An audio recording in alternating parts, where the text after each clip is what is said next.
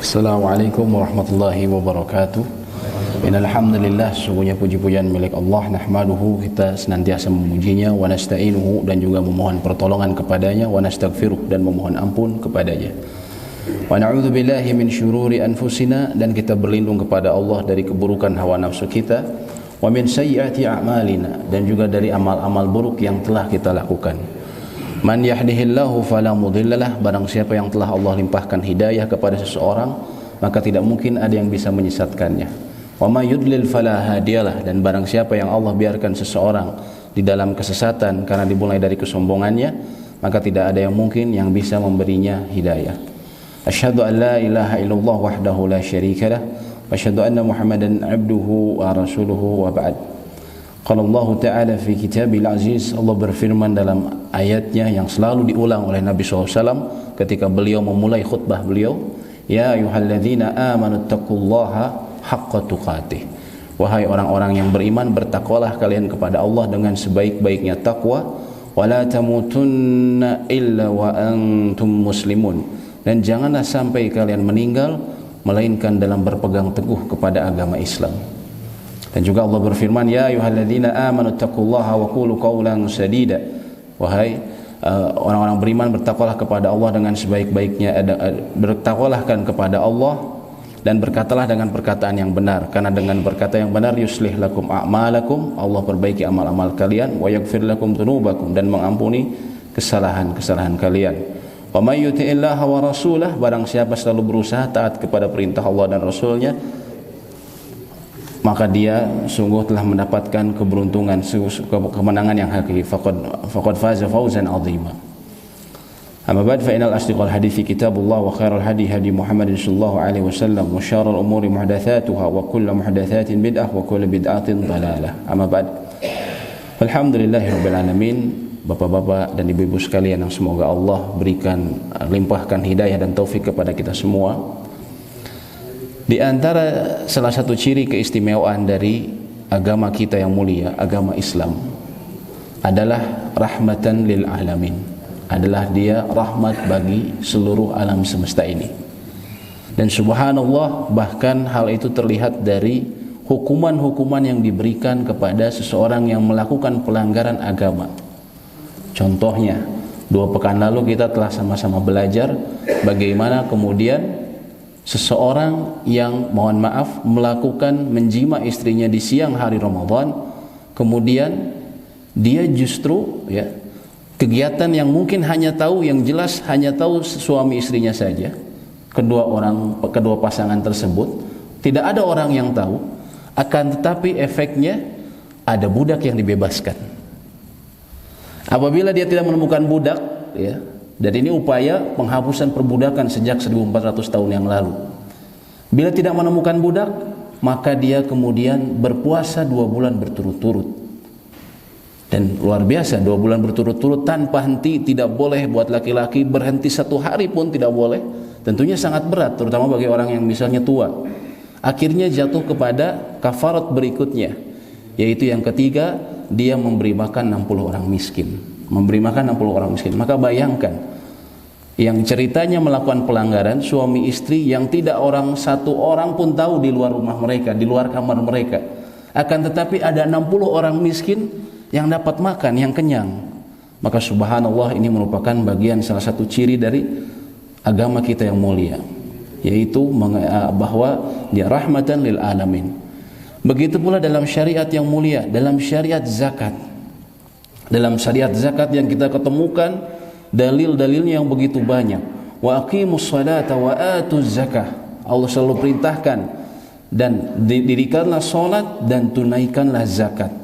Bahkan Nabi SAW mengatakan bahwa dia adalah bagian dari pilar-pilar agama Islam yang 5. Ketika beliau mengatakan bunyal islamu ala khams, Islam itu dibangun di atas 5 perkara. Dan yang setelah kemudian syahadatain wa iqamis shalah, kemudian seseorang mendirikan salat, dan yang kita ketahui yang ketiga wa itaiz zakah, dan dia menunaikan zakat. Dan hikmahnya masya Allah, banyak sekali orang yang memberikan zakat. Buat pribadi, dia mengikis ketamakan dan juga kekikiran seorang muzaki, seseorang yang selalu mengumpulkan harta dia, baik dari perdagangan ataupun dari karir dia, ya. Mungkin dia saking sibuknya mencari harta, dia tidak terpikir untuk menoleh memberikan kepada tetangganya, kepada keluarganya yang terdekat, memberikan kepada mereka infak, memberikan kepada mereka sepotong harta yang Allah karuniakan kepada dia. Namun dengan adanya zakat, dia diharuskan, sehingga menghilangkan sedikit demi sedikit terkikis ketamakan dan juga kekikirannya. Dan juga di masyarakat, dan ini merupakan nikmat yang besar, dia menghilangkan kesenjangan dan hasad antar anggota masyarakat. Kenapa? Karena orang-orang miskin mengetahui bahwasanya ternyata orang-orang kaya yang di sekitar kita, mereka ini ternyata ada kepedulian sama kita. Mereka memberikan kita sebagian dari harta mereka, ya.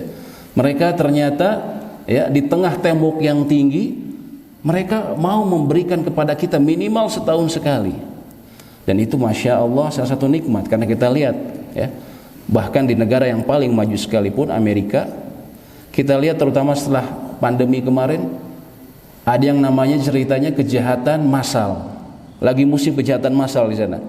Ketika kaum-kaum pinggiran, mohon maaf, suburbannya di Amerika, dari sebagian dari bangsa kulit hitam dan juga orang Latin, mereka bilang merampok bukan 1-2 orang, Pak.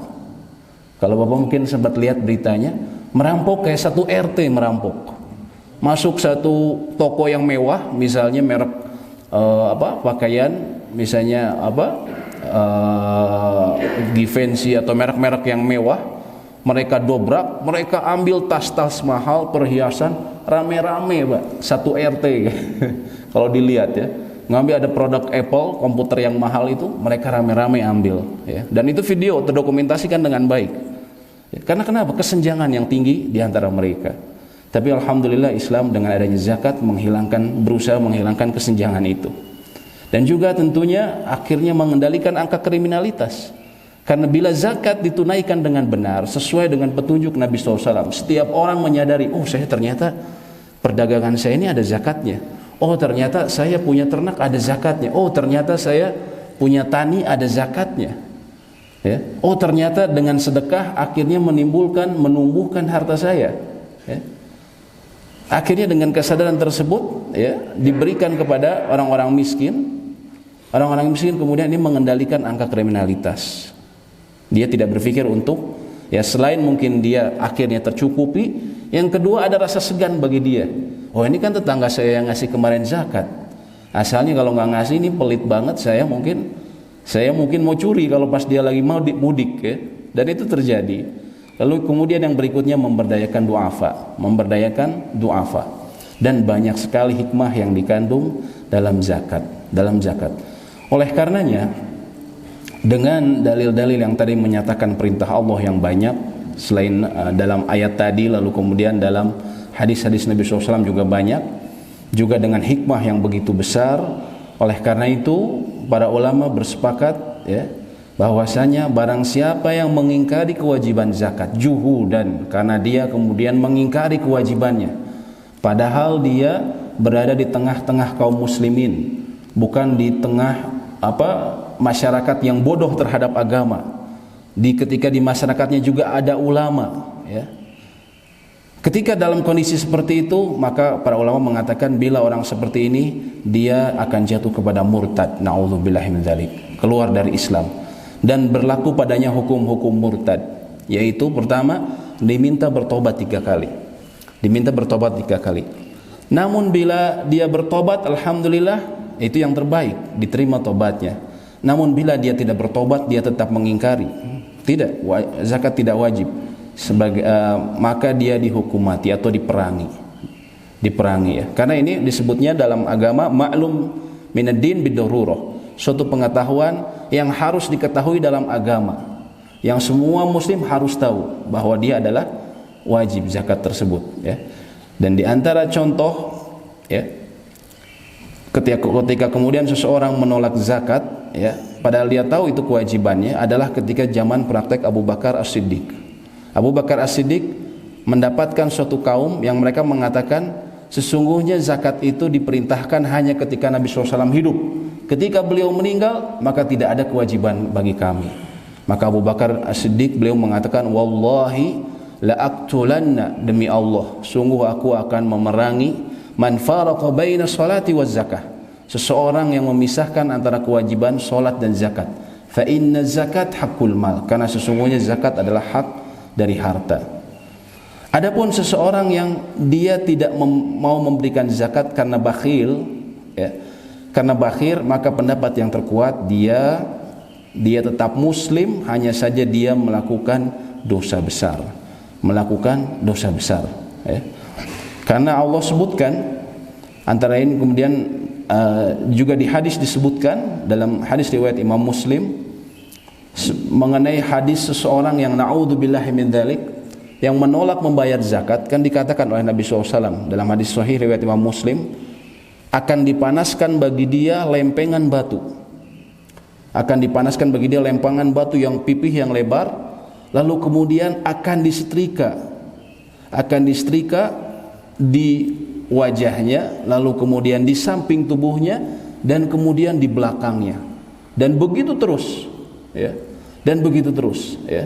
Dan dikatakan bahwa itu adalah hukuman bahkan sebelum sampai kepada surga dan neraka. Karena di akhir hadis tersebut Nabi SAW mengatakan, thumma yara sabilahu imma ilal jannah wa imma ilan nar. Kemudian setelah itu dia akan melihat apakah hukumannya menuju surga atau neraka, tempat kembalinya, ya. Artinya kalau dia masih ada kemungkinan ke surga, berarti dia tidak menjadi murtad. Ini bagi orang yang bakhil. Tapi na'udzubillah tentunya sangat berat sekali hukumannya. Kemudian secara bahasa namanya zakat adalah numu wa ziyadah atau nama wa ziyadah. Secara bahasa zakat ini subhanallah maknanya adalah tumbuh dan berkembang, ya. Adapun, ya, secara istilah tentunya kita ketahui dia adalah kewajiban yang diwajibkan bagi seorang hamba yang telah memenuhi syarat-syaratnya, yang diberikan pada waktu yang juga telah ada syarat-syarat tertentu, ya. Dan secara umum zakat ini terbagi dua, ya, Bapak Ibu sekalian. Yang pertama adalah zakat jiwa atau badan, dan yang kedua adalah zakat mal, ya. Dan ini perlu kita perhatikan dengan baik, karena banyak kesalahpahaman di masyarakat, ya. Antara lain masyarakat banyak yang sekali mengaitkan zakat itu dengan bulan Ramadan, sehingga mereka kemudian semua zakat dia, zakat mal, zakat urud tijarah atau barang perdagangan, kemudian zakat ternak diberikan itu pas Ramadan, zakat pertanian diberikan pas Ramadan. Padahal ternyata tidak semua zakat berhubungan dengan Ramadan, ya. Di antara dua jenis tadi yang besar, zakat jiwa dan zakat mal, yang berhubungan dengan Ramadan hanyalah zakat jiwa atau badan seseorang, yaitu berkaitan dengan tanggungan dia untuk mensucikan jiwa dan hartanya, yaitu zakat fitri. Zakat fitri berkaitan dengan ibadah saum Ramadan. Adapun zakat mal sama sekali tidak, akan tetapi berkaitan dengan syarat-syarat yang nanti akan kita sebutkan. Adapun zakat fitri, maka kita telah ketahui bahwa dia adalah merupakan sebuah kewajiban bagi seorang muslim, ya. Kewajiban bagi seorang muslim yang dia memiliki bekal, ya, yang dia memiliki bekal dan dia hidup, ya, juz'un min Ramadan wa juz'un min Syawal, sebagian dari Ramadan yaitu di akhir Ramadan, dan sebagian dari bulan Syawal. Jadi seseorang yang hidup ketika antara waktu Ramadan dan Syawal, yaitu ketika di malam lebaran, ya, sebelum lebaran, ya, sesaat sebelum azan maghrib, dan kemudian sesudah azan maghrib, dia hidup di antara waktu tersebut, maka dan dia memiliki harta yang mencukupi dia dan keluarganya untuk hari itu, untuk seharian itu, pagi dan malam, maka wajib bagi dia untuk memberikan zakat fitri. Wajib bagi dia untuk memberikan zakat fitri dengan dalil-dalil yang tentunya banyak. Nah, untuk mempersingkat kita langsung saja sebutkan poin-poinnya. Juga disebutkan zakat fitri ini adalah diberikan sebagaimana Nabi SAW katakan dari hadis riwayat Ibnu Umar, faradul Rasulullah SAW zakat al-fitri fi Ramadan so'an min tamrin, bahwa Nabi SAW memfardukan zakat fitri di bulan Ramadan so'an min tamrin. So'an ini 4 mud, 4 seperti ini, Bu, Pak. 4 mud, atau kira-kira kalau sekarang tentunya kita ketahui umumnya di Indonesia dihitung dengan 2,5 kilogram atau 3,5 liter beras, ya. Kemudian mengenai waktunya, para ulama mengatakan di antara waktunya yang disebutkan antara lain dalam mazhab Imam Syafi'i, mereka membagi waktunya pemberian zakat fitri ini menjadi 5. Yang pertama adalah waktu wujub, waktu wajib. Ya, ketika seseorang berada di waktu tersebut, seorang muslim maka wajib menunaikan, yaitu bi'idraki ghurubi syamsi lailatul id.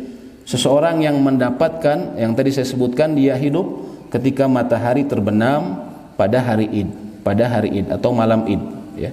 Artinya bila seseorang bayi dia lahir 5 menit sebelum azan maghrib, maka wajib bagi dia memberikan zakat fitri bagi walinya. Adapun ketika dia, ya, lahir setelah azan maghrib selesai, ya, artinya setelah matahari terbenam, maka dia tidak wajib karena dia tidak mendapatkan sebagian dari waktu Ramadan, ya. Kemudian ada yang disebut waktul fadilah, waktu yang merupakan terafdol, waktu afdol untuk memberikan zakat, yaitu ba'dal fajri yaumal id wa qabla salatil id, yaitu waktu setelah salat subuh pada hari Id, qabla salatil id, sebelum salat Id. Yang berikutnya ada namanya waktu jawaz, waktu yang diperbolehkan. Adapun waktu yang diperbolehkan, para ulama berbeda pendapat. Dalam pendapat Imam Asy-Syafi'i dan juga mazhab Imam Syafi'i yang menyebar di berbagai negara dan berisi, tentunya kita ketahui, ribuan ulama-ulama besar, mereka mengatakan waktu diperbolehkannya adalah sejak awal Ramadan menurut mereka. Kenapa? Karena zakat fitri ini berhubungan erat, yang pertama dengan Ramadan, pelaksanaan saum bulan Ramadan. Yang kedua dengan al-fitr, yaitu dengan berbuka, yaitu di akhir Ramadan seseorang berbuka, berhenti dari saumnya. Sehingga menurut Imam Syafi'i, karena dia pertama berhubungan dengan 2 sebab tadi, yang sebab pertama karena saum Ramadan, maka dari awal Ramadan menurut Imam Syafi'i diperbolehkan. Adapun menurut Imam Abu Hanifah, bahkan Imam Abu Hanifah yang paling longgar, beliau memperbolehkan sepanjang tahun, ya, walaupun sebagian muhakkik, para ulama belakangan mengatakan bahwa ini pendapat yang lemah, wallahu taala alam. Berikutnya adalah Imam Malik dan juga Imam Ahmad. Imam Malik dan Imam Ahmad, ya, Imam Malik kita ketahui madhab yang menyebar antara di negeri Maghrib, di negeri-negeri Maroko, ya, dan sekitarnya, negeri-negeri Afrika, ya, dan dia madhab yang kuat di Afrika. Lalu kemudian madhab Imam Ahmad bin Hambal yang kita ketahui sekarang antara lain menyebar di antara para ulama-ulama kerajaan Saudi Arabia dan juga Kuwait dan juga negara-negara Teluk lainnya, ya, dan Irak, sebagian negara Irak. Mereka menyatakan waktu jawaz, waktu diperbolehkan itu, ya, untuk memberikan zakat fitri menurut mereka 2 atau 1 hari sebelum hari Id, 2 atau 1 hari sebelum hari Id. Kenapa mereka mengatakan diperbolehkannya waktu itu seperti itu? Karena ada riwayat dari guru-gurunya Imam Malik, yaitu Abdullah ibn Umar, anaknya Umar ibn Khattab.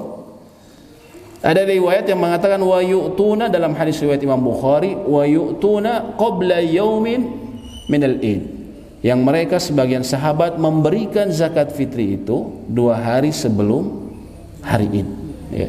Sehingga itu para ulama madhab Imam Malik dan Imam Ahmad mengatakan minimal 2 atau maksimal diperbolehkan 2 atau 1 hari sebelum waktu Id. Lalu kemudian ada yang disebut waktu karahah, waktu yang dibenci atau tidak disukai, ya. Dalam mazhab Imam Syafi'i, waktu karahah untuk penunaian zakat adalah takhiruha anis salatil id ila ghuribi syams, mengakhirkannya pada salat Id, ya, setelah salat Id, ya, sampai terbenamnya matahari. Jadi 1 Syawal sampai terbenamnya matahari. Itu menurut madhab Imam Syafi'i dan juga madhab jumhur, yaitu Imam Malik dan juga Imam Ahmad, diperbolehkannya, walaupun hadisnya menyatakan hal tersebut kemudian mengurangi pahalanya, hanya saja dia tetap diperbolehkan, ya. Dan itu masuk ke dalam karohah, dalam makruh, Adapun ada yang disebut waktu tahrim, waktu yang diharamkan. Ta'khiruha an yaumil id duna udhrin, mengakhirkannya dari hari id tanpa ada uzur. Tanpa ada uzur di sini maksudnya, contohnya kami pernah baca fatwa yang bertanya kepada salah seorang ulama, seorang kaum muslimin di Itali. Dia pengurus komunitas kaum muslimin di sana. Ketika semua sudah ditunaikan zakat, dia kebingungan, Pak, nyari mustahik zakat. Kebingungannya kenapa? Karena pertama, orang sana umumnya kaya-kaya. Orang kaum muslimin di sana itu mungkin pedagang, Pak, ya. Jadi banyaknya kaya-kaya mereka. Tidak berhak untuk menjadi mustahik. Yang kedua juga karena di sana tentunya lebih banyak agama lain selain kaum muslimin. Sehingga akhirnya dia terpaksa mengakhirkannya di luar waktu id. Karena dia kesulitan, dia bingung. Ketika dia harus di waktu memberikan, dia tidak menemukan sama sekali mustahik. Ya. Lalu kemudian minta fatwa bagaimana? Seharusnya kata para ulama, dia berikan ke negara lain. Dia cari, ya entah mungkin kalau dalam hal seperti itu bisa dikirim, ya. Ataupun dalam hal seperti itu akhirnya walaupun jumhur ulama mengatakan harus dengan makanan kutul bilad atau makanan pokok dari sebuah negeri, ya. Dalam hal seperti itu Allah Ta'ala alam mungkin ada keringanan untuk kemudian dengan uang, ya.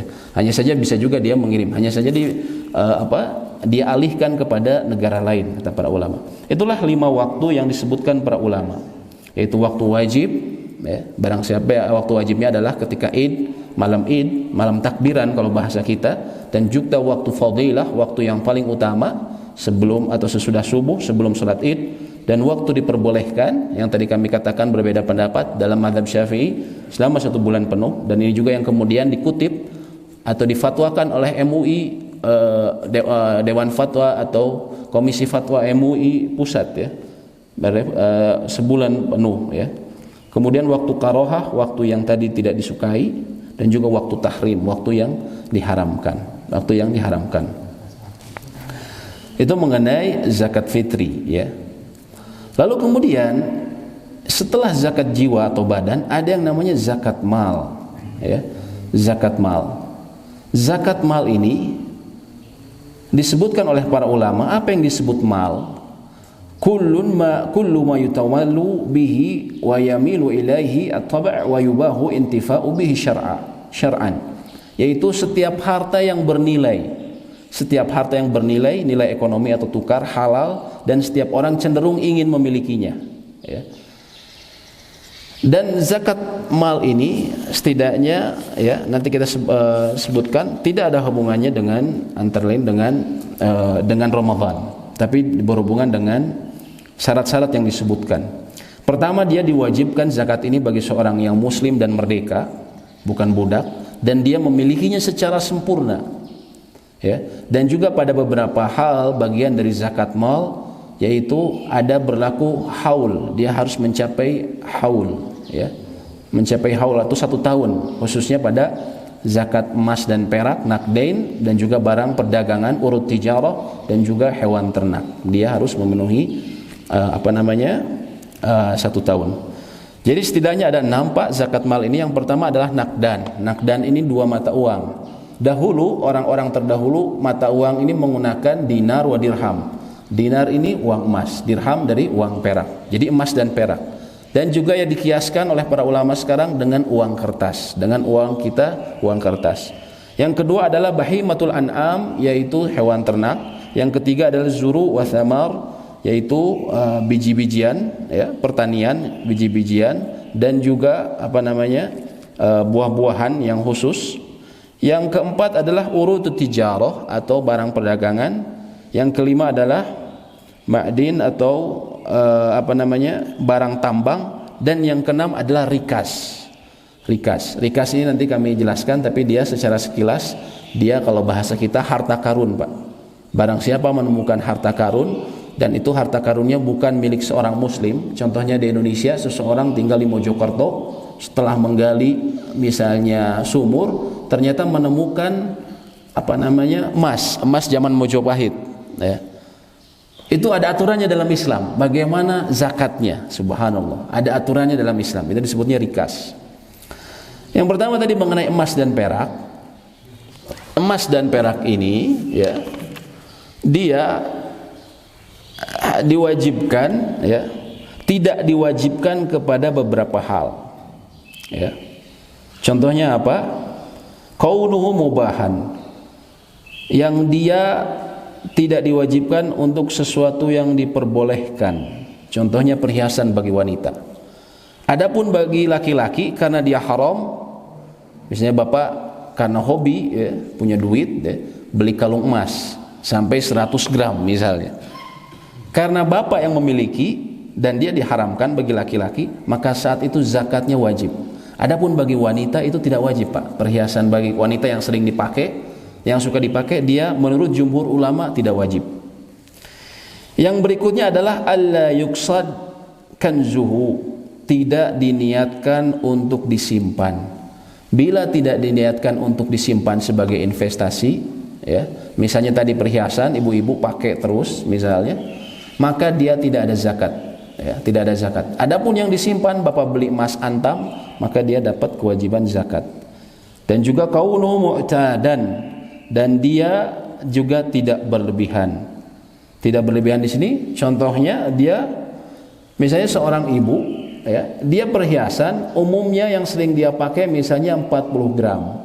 Dan itu sudah umum di masyarakat di kawasannya misalnya. Ada beberapa kebudayaan memang sangat hobi mengkoleksi emas, Pak, ya. Contohnya ibu-ibunya di Makassar, di Madura, itu hobi sekali. Sampai tukang sayur saja anting sama gelangnya emas, ya. Dan penuh biasanya, semakin banyak ini semakin penuh. Kalau misalnya di luar kebiasaan dari urf dari masyarakat di sana, yang umumnya 40 gram, tapi dia hobi banget sampai beli 4 kilo perhiasan emas, maka saat itu dia menjadi wajib. Perhiasan yang tadi sebenarnya tidak wajib menjadi wajib karena berlebihan. Karena berlebihan. Itu diantara yang kemudian antara wajib dan tidak wajib. Nisabnya bagaimana? Nisabnya adalah kalau emas 20 dinar atau kira-kira 85 gram kalau untuk emas, ya. Kalau untuk emas. Dan kemudian dia mencapai 1 haul qamariyah atau 1 tahun hijriyah dan dikeluarkan 2,5%. Jadi ketika bapak memiliki misalnya emas antam logam mulia, bapak beli di atas 85 gram, maka bapak catat, oh saya belinya tanggal 3 Syawal. Bapak kemudian nanti lihat lagi tahun berikutnya, oh udah Syawal lagi nih sekarang, udah 3 Syawal, udah 1 haul, udah 1 tahun. Jadi yang dihitung tahun hijriyah, Pak, ya, bukan kemudian tahun Masehi. Walaupun sebagian ulama kontemporer bilang kalau mau tahun Masehi dihitungnya 2,65%. 2,65%. Kalau kita benar-benar lupa, saya lupa. Sebenarnya bisa sekarang kita cari dikonversikan di internet, ada pemindah antara tahun hijriah ke ini. Namun bila kita kesulitan, kira-kira 2,65%. Kalau kita ingatnya adalah tahun Masehi, ya. Dan kira-kira kalau kemarin itu 1 juta, ya, belum lama ini 1 gramnya. Jadi 85 gram itu adalah 85 juta. Zakatnya kira-kira 2,125 juta. 2,125 juta. Ya. Dan Bapak bisa zakatkan ini dari uang Bapak, ya, tidak harus dari emasnya yang dipotong tentunya. Kemudian bila perak dia 200 dirham atau 509 gram. Kira-kira itu kalau di Indonesia sekarang kemarin 11.800 1 gramnya, Pak. Jadi kira-kira bila perak kita mencapai 595 gram atau dalam sekira uang kira-kira 7 jutaan, maka dia wajib memberikan, dan kita miliki selama 1 tahun penuh, maka dia wajib untuk memberikan sekitar 2,5% atau 175.000, sangat kecil, ya. Lalu bagaimana dengan uang? Saya punya tabungan. Para ulama berbeda pendapat apakah dia dikiaskan ke emas atau ke perak. Hanya saja, ya, pendapat yang lebih berhati-hati, dan ini lebih banyak maslahatnya kepada kaum penerima zakat, kepada mustahik, dia dikiaskan dengan perak. Jadi kalau uang kita sudah mencapai 595 gram perak, sekitar 7 jutaan, berarti saat itu misalnya tabungan kita, maka saat itu kita sudah mengeluarkan zakat kita. Ini pendapat yang lebih berhati-hati, ya. Dan ini sangat lebih bermanfaat kepada kaum miskin. Yang berikutnya tadi kita ketahui ada yang namanya zakat, ya, zakat hewan ternak. Zakat hewan ternak. Bila Bapak memiliki peternakan unta, ya, walaupun di sini nggak ada, Pak, ya. Kemudian peternakan sapi dan kambing. Sapi bila sampai Bapak memiliki 30 ataupun kambing 40, maka saat itu sudah kita wajib zakat dengan syarat yaitu dia saimah atau digembalakan bebas. Jadi dibiarin di kebun bebas, maka saat itu dapat zakat. Ustaz, saya misalnya punya nih peternakan, tapi sapi saya sampai 100 bahkan. Hanya saja pakannya semua itu dari saya pribadi, ya maksudnya dari perusahaan ngolah atau beli, dan kami sama sekali tidak dibiarkan bebas. Apakah seperti itu diwajibkan zakat? Tidak, karena syarat zakat itu harus saimah, digembalakan bebas. Oh, jadi saya nggak ada zakat? Ya, Bapak nggak ada zakat dari situ, tapi nanti bahkan Bapak ada zakat dari penghasilan Bapak, keuntungan Bapak berapa setahun. Kalau sudah sampai nisab, maka dikeluarkan zakatnya, seperti itu. Kemudian zakat urudut tijarah, barang-barang perdagangan, dan dia syaratnya harus dimiliki dengan jalan perbuatannya sendiri, ya, bukan warisan misalnya, tapi dia memang beli, dan dia tujuan untuk memiliki berdagang, ya, dan dia mencapai nisab emas atau perak. Mencapai nisab emas atau perak. Contohnya gini, Pak, rumah. Orang banyak yang tidak ngeh itu rumah. Seseorang beli rumah memang niat untuk jual beli. Aduh, saya beli rumah, satu di Jalan Manokwari, satu Jayapura. Niatnya apa? Buat nanti saya jual beli. Mungkin ada yang nanti tertarik, saya pasang iklan, dijual. Bila niatnya seperti itu, maka dihitung 1 tahun sejak Bapak beli, ya. Dan zakat rumah ini tentunya dia sudah di atas nisab umumnya, ya. Umumnya sudah di atas nisab, sudah di atas 7 juta ataupun 85 juta. Bila seperti itu, maka harus dihitung. Saya beli rumah ini Jalan Manokwari misalnya, atau Jayapura nomor berapa misalnya. Saya beli tanggal 10 Safar. Maka Bapak catat, nanti 10 Safar tahun berikutnya Bapak keluarkan zakatnya. Walaupun belum laku, tapi Bapak niatkan untuk jual beli. Kecuali Bapak beli, saya beli rumah lah, ini buat investasi suatu saat nanti kalau saya butuh, tapi sekarang belum mau saya pakai. Nah, itu tidak kena. Ataupun misalnya begini, ada rumah kita beli, saya memang beli rumah ini di Jalan Banjarmasin misalnya, memang saya beli untuk jual beli, ya. Tapi setelah 5 tahun Bapak jual, 3 tahun Bapak nawarin, tidak ada orang yang mau beli, ya. Akhirnya sudahlah, Bapak selama ini harus bayar zakat selama 3 tahun itu, karena Bapak niatkan untuk jual beli, Bapak harus bayar zakat. Namun ketika sampai 3 tahun, sudahlah, mendingan diisi aja lah sama anak saya, nggak usah dijual dulu lah, nanti aja kalau pas ada yang mau, ada tertarik, tapi sekarang mah nggak usah dijual dulu, silakan aja diisi sama anak saya. Saat itu karena niat Bapak berubah dan yang tahu hanya Bapak sendiri, maka saat itu tidak wajib zakat. Tidak wajib zakat kalau gitu. Kalau kendaraan tidak. Kalau dikontrakan? Saya beli rumah. Iya. Akhirnya ya udah buat dikontrakin gitu. Iya. Jatuh ke zakatnya. Pendapat yang terkuat dia dari penghasilannya. Apakah kontraknya ini keuntungan dari orang yang bayar, apakah mencapai selama 1 haul sudah sampai nisab atau tidak? Bila sampai nisab baru kemudian dia keluarkan. Itu Allah Ta'ala alam. Kalau kendaraan tidak, Pak. Kendaraan itu karena kita pakai sehari-hari, rumah yang kita tinggali, kendaraan itu tidak terkena zakat. Alhamdulillah.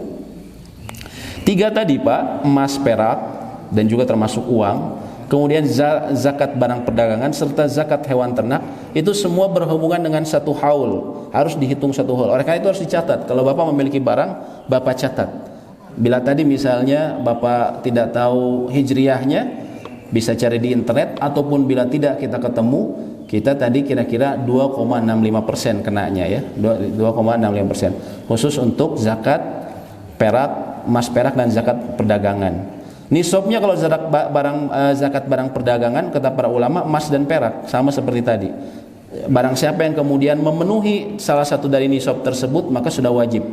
Contohnya sudah sampai perak.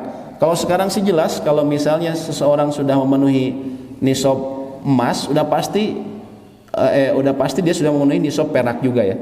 Tapi mungkin nanti suatu saat ada waktu ketika perak bisa jadi lebih mahal, kita tidak tahu, Allah Ta'ala alam. Tapi kata para ulama, salah satu dari nilai barang perdagangan kita, ya. Dan di antara cara untuk menghitungnya, para ulama mengatakan di akhir tahun kita misalnya barang-barang dagangan kita nih, Bapak punya warung, Bapak punya misalnya jualan mobil, ya. Bapak hitung. Nah, itu kalau mobil Pak, kendaraan, kalau Bapak niatnya jual beli itu kena. Karena Bapak barang perdagangan. Bukan koleksi ya Pak ya, tapi memang Bapak mau jual beli. Maka di akhir tahun Bapak hitung nilainya, ya, baik yang dipajang ataupun disimpan, barang-barang dagangan kita semuanya dihitung. Kemudian kalau misalnya seseorang punya investasi usahanya tersebut, dia beli emas untuk cadangan investasi perusahaannya, kemudian digabungkan, dan dia misalnya juga dia memiliki piutang. Ada orang ngambil 5 mobil, ya. Kemudian dia nanti bayarnya saya nanti ya. Oh ya sudah. Itu teman kita misalnya. Teman kita yang minjam, kita sudah percaya dan dia keuangannya sehat, maka itu dihitung juga Pak, piutang. Belum sampai ke kita, belum sampai ke rekening kita, tapi dia sudah dihitung. Sudah dihitung dengan syarat tadi, dia orangnya kira-kira kemungkinan besar membayar. Maka dia dihitung. Ya 5 kali misalnya 200 juta, 1 miliar. Oh, ini masukin ke nisab kita ya. Kemudian setelah itu ya baru kemudian dia keluarkan zakatnya. Adapun misalnya tadi dalam usaha kita ada orang piutang, kan biasa Pak ya, kalau dalam perdagangan ini biasanya ada orang yang saya ngambil barangnya dulu ya, nanti bayar belakangan. Tapi sudah sampai 1 haul tadi kan. Dan sampai 1 haul dan Bapak yakin kira-kira dia bayar, maka dimasukkan sama Bapak dalam harta Bapak. Beda dengan orang yang punya piutang, tapi orang yang berhutang ini kemungkinan besar dia tidak akan bayar. Misalnya usahanya benar-benar bangkrut, ya, benar-benar sulit untuk membayar. Maka pada saat itu kata para ulama tidak dimasukkan ke dalam harta barang perdagangan kita, tidak dimasukkan. Ya, bila orangnya tadi seperti itu. Kemudian ada zakat yang misalnya tadi ya zuru wa thimar, yaitu biji-bijian dan buah-buahan yang bisa disimpan lama. Kalau di Indonesia ya biji-bijian di sini adalah makanan pokok ya. Contohnya padi dan jagung. Kalau di Indonesia padi dan jagung. Barang siapa yang punya pertanian padi dan jagung ya. Lalu kemudian bila buah-buahan adalah yang bisa disimpan lama, kurma dan kismis ya. Kalau di kita tentunya ini belum jarang ya, atau belum bahkan langka ya, kurma dan kismis ya. Ya. Ini kemudian apa namanya? Dia bila telah mencapai nisabnya ini 5 wasak disebutnya sekitar 612 kilo dan berada dalam kepemilikan penuh dia 6 kuintal Pak kira-kira. Dan kemudian apabila dia nanti kemudian dia tidak ada haul Pak kalau zakat pertanian, tapi setiap kali panen. Jadi kalau setahun 3 kali panen, maka 3 kali pula dia harus mengeluarkan zakat selama telah mencapai nisab kira-kira 6 kuintal padinya, bukan gabahnya Pak ya. Kalau gabah itu biasanya kira-kira 1 ton, biasanya dapat padinya tuh 600 kiloan. Nah itu baru kena ya, padinya 600 kiloan ya. Bagaimana saya membayarnya sebesar apa? Kalau Bapak sawah Bapak full diairi oleh air hujan, maka Bapak mengeluarkan sebanyak 10%. Mengeluarkan 10%. Bila kemudian Bapak sendiri yang membuat, saya yang buat irigasinya, semuanya full pengairan pertaniannya ini dari saya pribadi, jagung dan padi saya, maka Bapak hanya membayar 5%. Hanya membayar 5%. Bagaimana bila dikombinasikan? Saya ngambil air dari air hujan dan juga saya ngambil dari air yang saya alirkan pakai usaha perusahaan saya atau ini saya, maka itu 7,5%. 7,5% ya. Dan yang harus diingat, dikeluarkan setiap kali panen. Setiap kali panen, tidak ada hubungannya dengan Ramadan, tidak ada hubungannya dengan haul ya. Sama yang seperti tadi Pak, ketika kami katakan pada 3 yang berhubungan dengan haul, zakat barang perdagangan, zakat hewan dan ternak ya, zakat hewan ternak, zakat emas perak, itu tidak ada hubungannya dengan Ramadan, tapi dengan haul kita. Sehingga para ulama memperingatkan, mereka benar-benar memperingatkan, jangan sampai 1 haul Anda habis pada bulan Safar, lalu Anda bayar bulan Ramadan. Jangan sampai habis pada bulan Rajab baru Anda bayar pada bulan Ramadan. Anda berdosa. Kenapa? Karena itu hak orang miskin, itu bukan uang Anda. Itu uang orang miskin, orang yang masuk ke 8 asnaf itu, ya, ke 8 asnaf tersebut. Bukan uang Anda. Ketika Anda menyimpan, ya sama seperti Anda harusnya digaji pada bulan ini, tapi Anda baru digaji nanti, nunggu sampai Ramadan datang. Harusnya digajinya bulan Safar, tapi digaji nanti, dikasihnya bulan bulan Ramadan. Tentunya Anda kesulitan di sana. Ya seperti itu, Pak. Sehingga para ulama mengatakan hati-hati, Anda berdosa dalam masalah ini. Dan ini yang sayangnya masyarakat perlu kita edukasi, perlu kita sering ingatkan. Tidak ada hubungannya dengan Ramadan, tapi hubungannya dengan nisab dan haul Anda. Nisab dan haul harta Anda. Kemudian juga yang berikutnya adalah zakat tambang. Zakat tambang, ya. Nah, memang ulama berbeda pendapat. Kalau Imam Syafi'i dia tambangnya emas dan perak saja. Kalau seseorang tambang emas dan perak, freeport misalnya, ataupun perak. Adapun ulama lain, contohnya Imam Ahmad, dia menyatakan semua barang tambang. Semua barang tambang, setiap kali dia nambang, dia keluar, dikumpulkan, maka langsung dikeluarkan 2,5%. Langsung dikeluarkan 2,5% saat itu juga. Jadi nggak nunggu sampai 1 haul, tapi setiap kali dia dapat. Adapun yang kedua berikutnya adalah rikas. Rikas itu tadi, Pak, adalah barang-barang zaman jahiliyah, barang-barang peninggalan jahiliyah yang berharga, bukan barang kaum muslimin, ya. Jadi tadi contohnya seseorang di Mojokerto dapat peninggalan mahkotanya hayam wuruk misalnya, Pak. Ini dari emas, ya. Terus dia jual ke Balai Lelang di Inggris sana, misalnya, ke Sotheby misalnya, atau ke beberapa ini lelang. Dia tawarkan ke sana, dia dapat keuntungan berapa miliar. Harus dizakatkan saat itu juga. Begitu dia dapat keuntungannya, dia zakatkan sebesar berapa? Khumus, 20%. Misalnya lakunya 1 miliar, tadi misalnya mahkotanya 1 miliar, maka dia harus mengeluarkan 20%, 200 juta.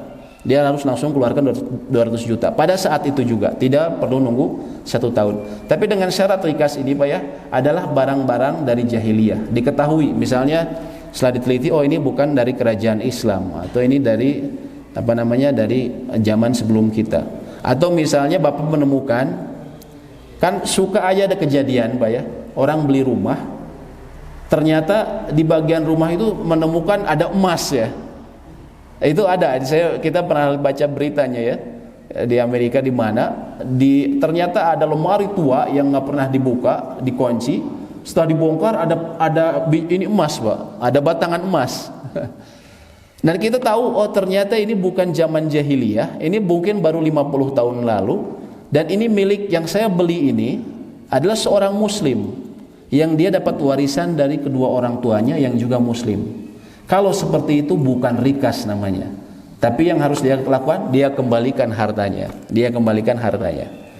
Bukan rikas. Ya, kalau rikas itu kalau misalnya tadi harta karun dari zaman jahiliyah lalu kemudian dia berikan.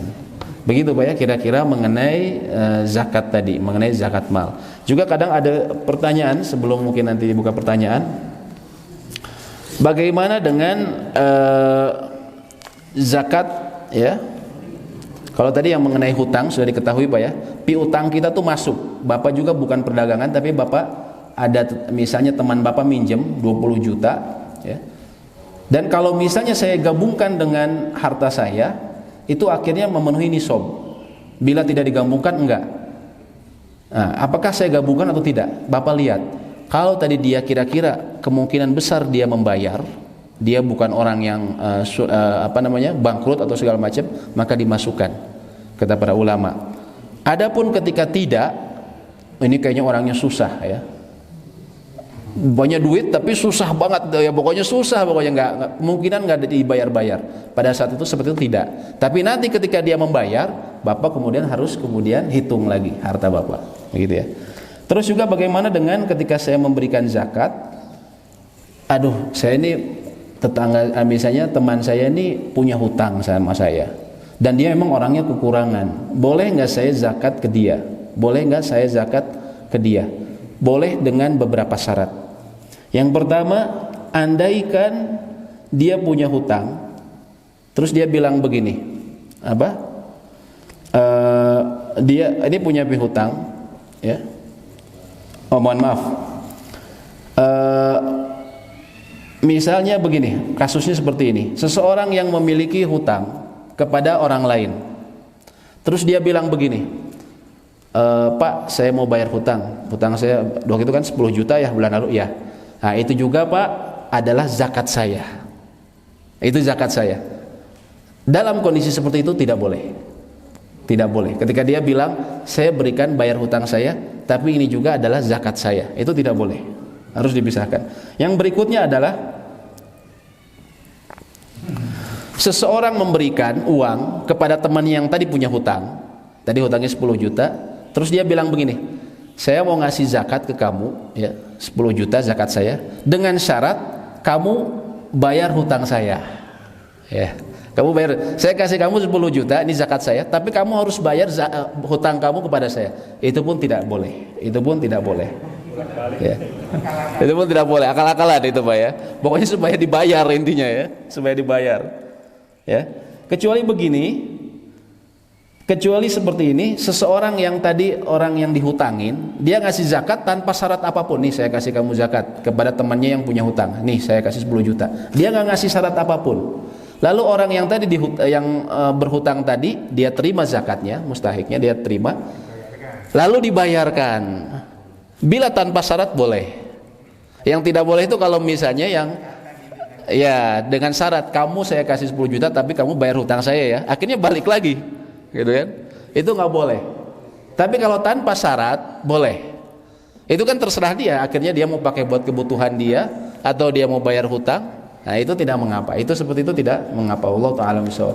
Terus juga orang bertanya, bolehkah saya memberikan zakat kepada keluarga saya? Kepada keluarga saya. Kepada keluarga yang bukan tanggungan dia. Yang bukan tanggungan dia. Contohnya tanggungan itu termasuk orang tua tanggungan. Kemudian ketika seseorang memiliki saudarinya ini belum menikah, maka itu tanggungan bagi dia. Tanggungan bagi dia. Bila di luar itu, di luar tanggungan dia, misalnya tadi orang tua termasuk kakek nenek, bukan tanggungan dia, misalnya iparnya dia, ya, saudaranya, ini kan sudah bukan tanggungan dia. Pada seperti itu diperbolehkan dia memberikan zakat. Bahkan itu yang lebih utama menurut Imam Syafi'i. Itu yang paling utama adalah memberikan pertama kepada yang terdekat terlebih dahulu. Berdasarkan sejumlah dalil yang menyebutkan, ya, ketika salah seorang istri Nabi SAW mengatakan bahwa dia ingin memberikan zakat kepada iparnya yang dia kesulitan. Kata Nabi SAW, falakil ajron, kau akan mendapatkan 2 pahala. Yang pertama adalah engkau mendapatkan pahala dari sedekah atau zakat tersebut. Yang kedua, engkau mendapatkan pahala silah atau menghubungkan tali silaturahmi. Jadi dapat 2 pahala. Oleh karena itu Imam Syafi'i mengatakan, justru yang paling utama kita cari yang terdekat terlebih dahulu dalam memberikan zakat, Pak. Ya. Termasuk juga zakat fitrah. Kalau Bapak misalnya memiliki ada saudara, aduh saya punya sepupu nih, dia ini kesulitan saya tahu. Nah, keluarga Bapak berikan kepada dia. Karena zakat fitri ini tidak harus selalu diwakilkan kepada masjid ataupun lembaga zakat. Bisa Bapak langsung sekalian. Zakat mal juga seperti itu. Kalau sekarang memang sudah mudah, kita banyak diwakilkan kepada lembaga-lembaga, namun sendiri pun boleh. Ya. Yang lebih utama kita cari orang terdekat terlebih dahulu. Sama ketika juga Abdullah ibnu Mas'ud, istrinya kaya, dia ingin membayarkan ya zakatnya atau sedekahnya. Lalu dia bingung, saya berikan ke siapa? Kata Ibnu Mas'ud, kepada saya. Loh, kamu kan suami saya. Kata Ibnu Mas'ud, tapi saya bukan tanggungan kamu, bukan tanggungan dia. Suami ini kan, istri itu nggak ada hak, nggak ada kewajiban untuk menanggung suaminya. Walaupun suaminya miskin apapun, dia tidak memiliki kewajiban. Dan ini dilaporkan kepada Nabi SAW. Kemudian Nabi SAW mengatakan, benarlah yang dikatakan Ibnu Mas'ud, bahwa bisa diberikan kepada dia, ya, termasuk terutama sedekahnya. Allah Ta'ala alam bisawab. Demikian yang bisa kami sampaikan. Apabila ada diskusi atau pertanyaan, kami persilahkan.